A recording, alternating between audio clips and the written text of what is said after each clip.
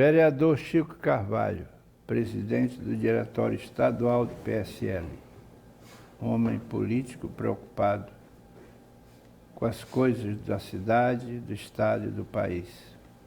Mas houve um tempo que ele foi preocupado com as coisas bonitas, não tão ásperas como é a administração e a política, mas com as coisas bonitas, como o samba, como a festa, como o riso. Houve uma época que ele era cantor, presidente da Unidos de Fátima. Saudade desse tempo ou ainda vive esse tempo? Saudade. Eu fui para carnaval, para a escola de samba, você Sim. que me botou lá, né? Sim.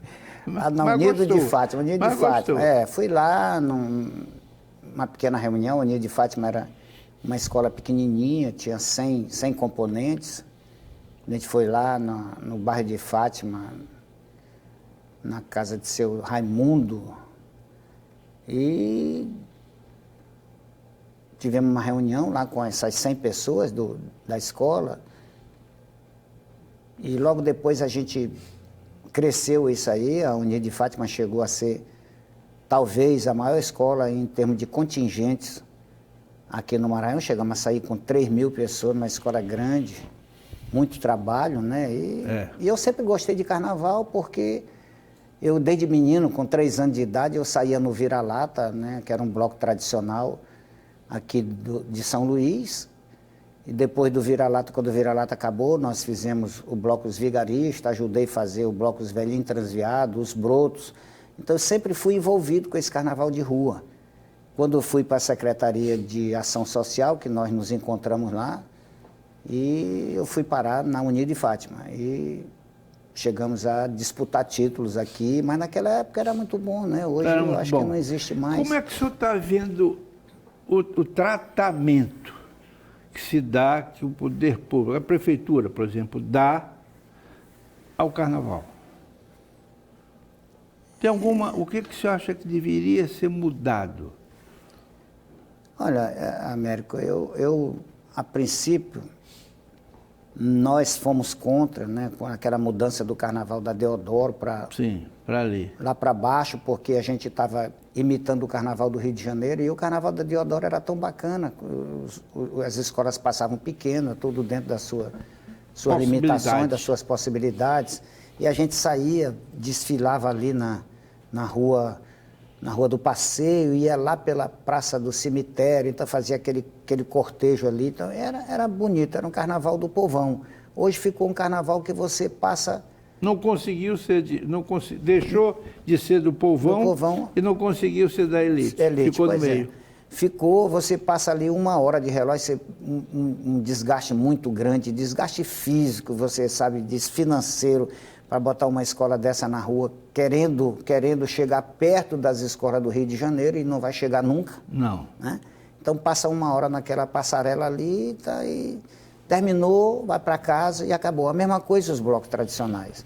Os blocos tradicionais deixaram de passar pela Rua do Passeio, pela Praça do Cemitério, de fazer aquele cortejo que fazia, deixaram de andar na cidade. Sai da sede dos blocos, direto para a passarela, e volta para casa, e acabou aquilo ali. Então, deixou de fazer, que a gente ia, por exemplo, 31 de dezembro, 31 de janeiro era o grito do carnaval, que a gente ia para a Refesa, os blocos ia para a Refesa, para aqueles assaltos que tinham naquelas casas ali na Lira, Belira. Hoje assalto é bala. A gente ia para brincar, então acabou isso. Então eu não vejo mais como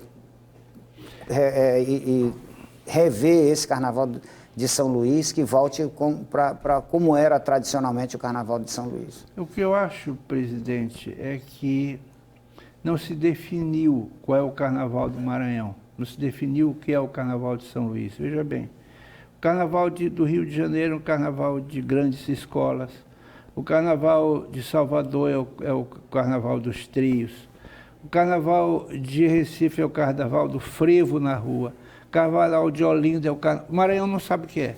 Isso. A gente não sabe se é na rua, se é o que é... Vamos para Madredeus. Aí você vai para Madredeus só para estar vendo gente andando, gente feia andando. Vai e volta, porque o povo bonito não vai. acho que falta uma definição, o que é o Carnaval de São Luís.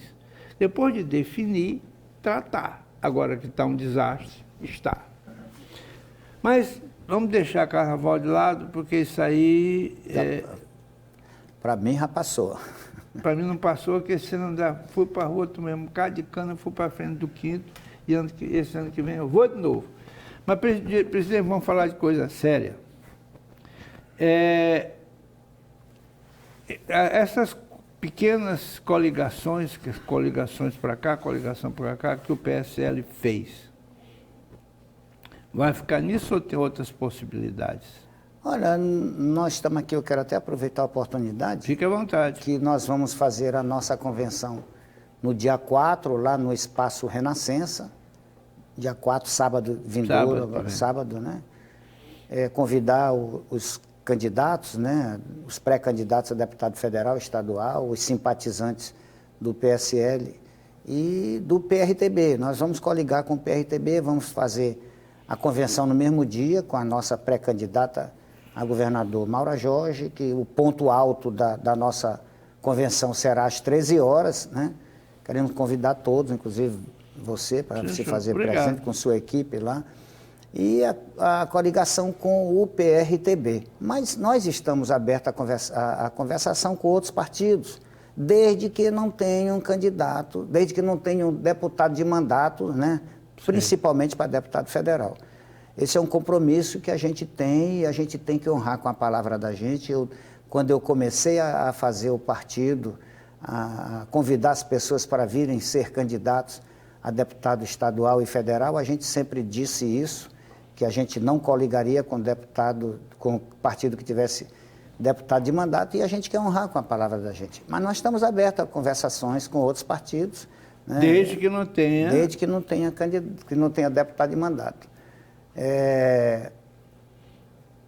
O PSL, eu disse aqui que a gente aceitou várias outras coligações, não podem me crucificar dizendo que eu deixei de dar musculatura na campanha, né, na candidatura da nossa pré-candidata a governador Maura Jorge, porque nós nunca tivemos esses partidos. Quer dizer, nós terminamos de fechar com o PHS e PMN, logo depois estava tudo certinho, a partir do outro dia ia sentar só os presidentes para compor essas chapas, logo depois disso a gente começa a ligar para os presidentes do PHS e para o PMN e eles não atenderam mais o telefone. PMN é o Brade. É o Brade. Então, uma pessoa jovem que eu respeito muito, tem uma grande possibilidade aí de galgar outros mandatos aí de outros cargos, né, aí para frente, mas deixou de atender a gente e ficou muito difícil. A outra chapa que a gente tinha feito, a deputada Luana Alves, não aceitou se o PSL não estivesse naquela coligação ali, porque se o PSL não estivesse ali, ela não se elegia. Então, quer dizer, a partir do momento que ela diz assim, se o PSL não estiver aqui, eu não me elejo, eu não podia sacrificar os candidatos a deputado federal do PSL e levar para lá, porque a gente também sabia que os nossos candidatos não iam ter sequer o direito de sonhar de disputar uma vaga para deputado federal. Então aconteceu isso, mas nós estamos firmes com a nossa pré-candidata a governador Maura Jorge e coligado com o PRTB, que foi um presidente do partido que deu a sua palavra desde o começo e está junto com a gente, fechado, já assinamos termos 2 partidos para fazer essa coligação no sábado, dia 4.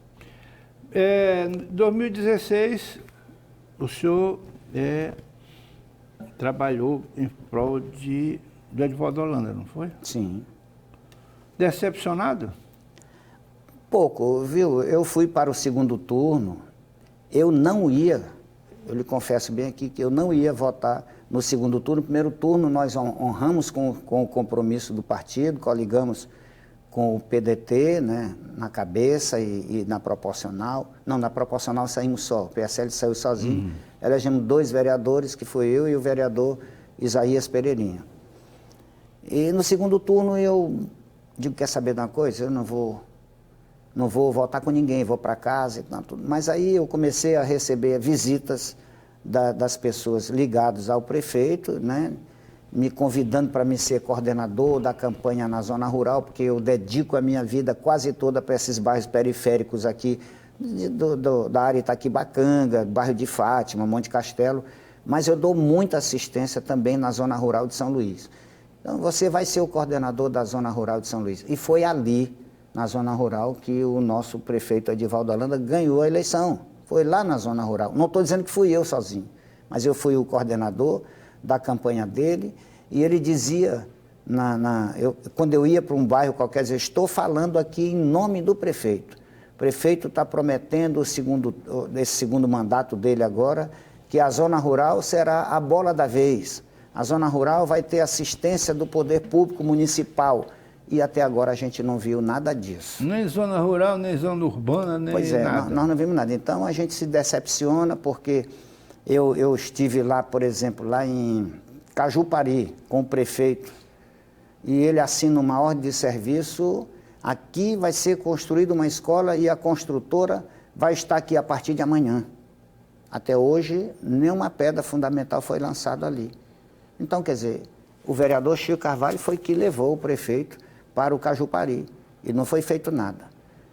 Tivemos na Estiva, olha, foi a coisa mais linda que eu vi na minha vida em política, foi a minha chegada com o prefeito na Estiva.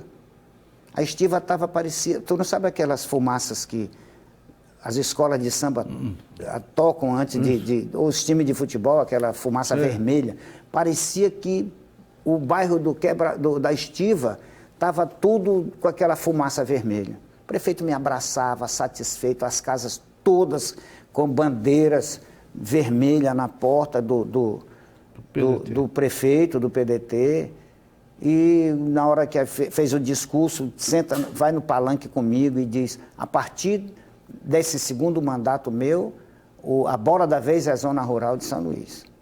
E nada, até agora. Infelizmente, presidente, não lá, foi... por exemplo, lá no Quebra-Pote, também prometeu a estrada do Quebra-Pote, eu já pedi muito para recuperar a estrada do Quebra-Pote. A estrada do Quebra-Pote é asfaltada, mas não houve conservação e está lá toda cheia de buraco, principalmente ali em Itapera, e as pessoas do Quebra-Pote reclamam, cadê o vereador? E eu digo sempre, vereador não faz obra, vereador pede. Infelizmente, a gente não tem conseguido com o poder público municipal.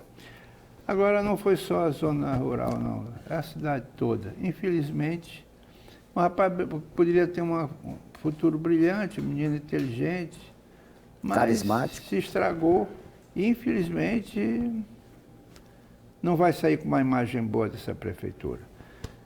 Vereador, por favor, o senhor tem 30 segundos, despeça-se dos seus eleitores, dos seus correligionários.